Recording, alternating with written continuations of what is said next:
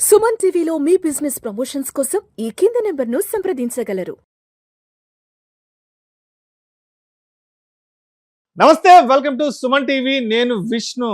మానవ సంబంధాలన్నీ ఆర్థిక సంబంధాలే అంటూ కూడా మన పెద్దవాళ్ళు ఒక మాట చెప్తుంటారు. ఇప్పుడు అంటే ఇక్కడ మానవ సంబంధాలలో డబ్బు అనేది ఎటువంటి ప్రాముఖ్యతను సంతరించుకుంది అన్న సందర్భంగా ఈ మాటను చెబుతుంటారు. ఎందుకు విష్ణు పొద్దున్నే ఆర్థిక సంబంధాల గురించి, మానవ సంబంధాల గురించి మాట్లాడుతున్నాడు అని మీరు అనుకోవచ్చు. ఎస్, సో ఇక్కడ కనిపిస్తున్నటువంటి రెండు ఫోటోలు ఏవైతే ఉన్నాయో ఈ ఫోటోలలో ఉన్న ఇద్దరు వ్యక్తుల గురించి మాట్లాడుకుందాం. సో వెంకటేషు, నరేష్ అనే ఇద్దరు అన్నదమ్ములు ఉన్నారు. ఈ నరేష్, ఈ తమ్ముడు ఎవరైతే ఉన్నారో ఈ నరేష్ అనే తమ్ముడికి ఆర్థిక సమస్యలు ఉన్నాయి, కొన్ని అప్పులు ఉన్నాయి. తన అప్పుల నుంచి బయటపడడానికి, తన ఆర్థిక సమస్యలను తీర్చుకోవడానికి వెంకటేష్ అనే తన అన్నను అతి కిరాతకంగా కడతీర్చాడు. సరే, తన అవసరాల కోసం, తన డబ్బు కోసం ఈ నరేష్ అనే తమ్ముడు వెంకటేష్ అనే అన్నని ఎందుకు హతమార్చాడు, ఎందుకు తను చంపాల్సి వచ్చింది అనే విషయానికి వస్తే ఒక్కసారి మనం కరీంనగర్ జిల్లా రామడుగు గ్రామానికి వెళ్దాం. సో అప్పులు తీర్చడానికి తమ్ముడి ఘాతకం.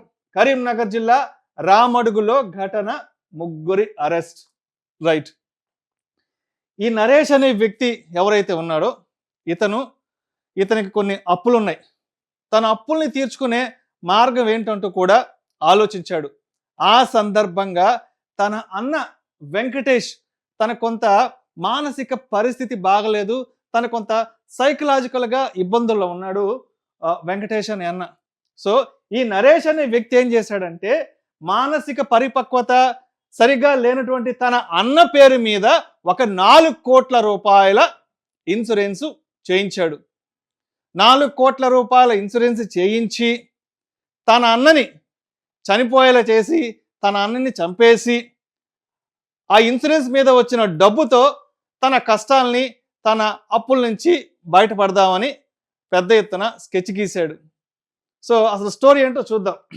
చేసిన అప్పులు తీర్చడానికి మానసిక పరిపక్వత లేని అన్న పేరిట బీమా చేయించి దారుణంగా అంతమొందించి దాన్ని ప్రమాదకరంగా చిత్రీకరించిన ఘటన కరీంనగర్ జిల్లా రామడుగు మండలంలో జరిగింది.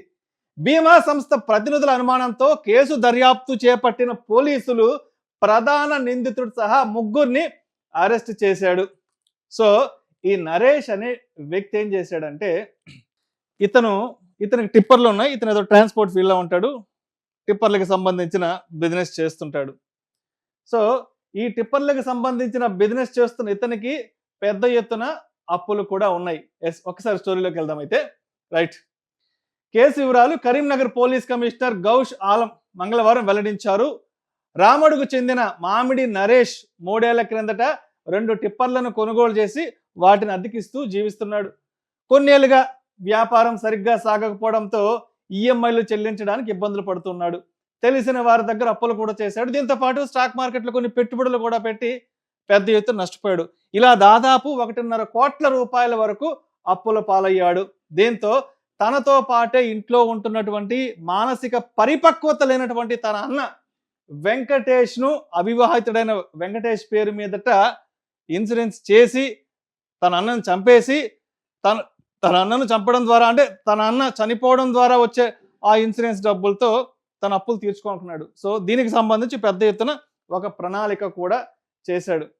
అయితే 2 నెలల కిందటి నుంచి వెంకటేష్ పేరుపై 4 ప్రైవేటు బీమా సంస్థలతో పాటు ప్రభుత్వ బీమా సంస్థల నుంచి వేరువేరుగా దాదాపు 4.14 కోట్ల బీమాను చేయించాడు నరేషు తన అన్నటువంటి వెంకటేష్ పేరు మీద. అయితే ఇదే టైంలో రాకేష్ అనే వ్యక్తి తనకు చెల్లించాల్సిన 7 లక్షల కోసం నరేష్ పైన ఒత్తిడి పెంచారు.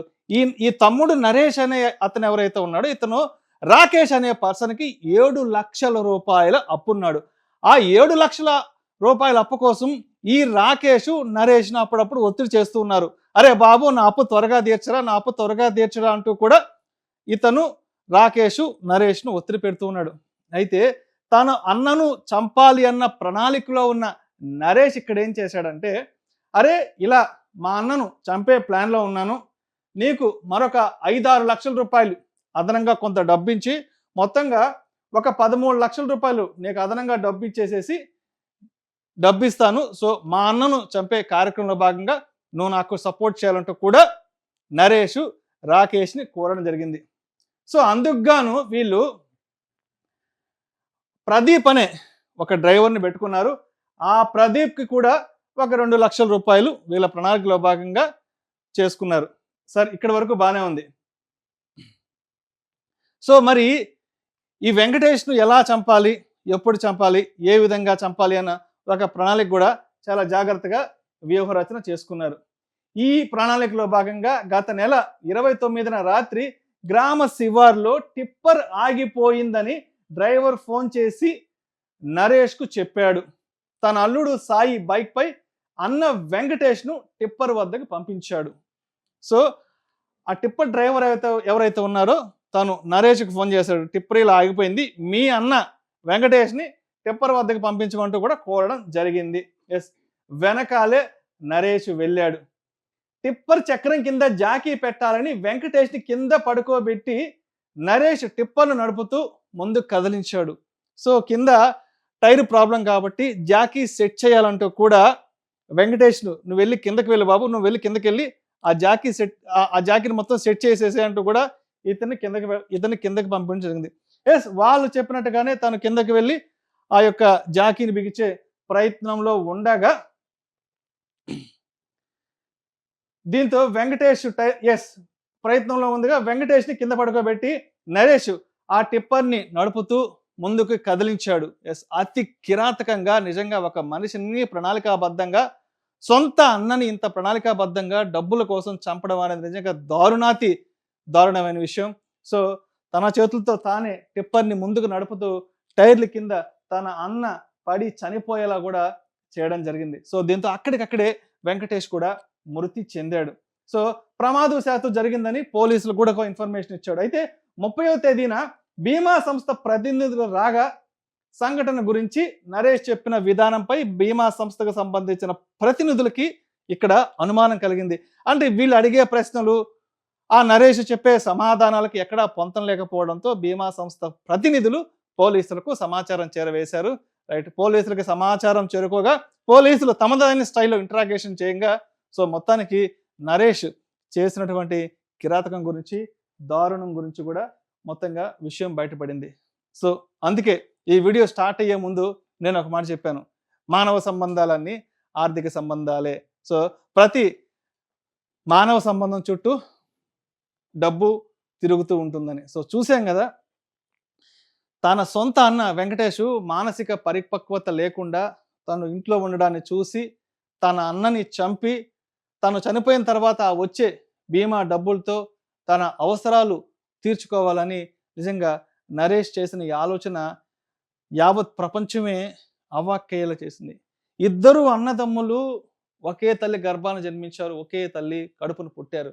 కానీ నరేష్ చేసే ఆలోచనలు ఈరోజు వాళ్ళ అన్నను కడతీర్చి పైలోకాలకి పంపించే విధంగా తను చేసిన ఆలోచన ఏదైతే ఉందో నిజంగా ఇది చాలా దారుణమైన ఘటన.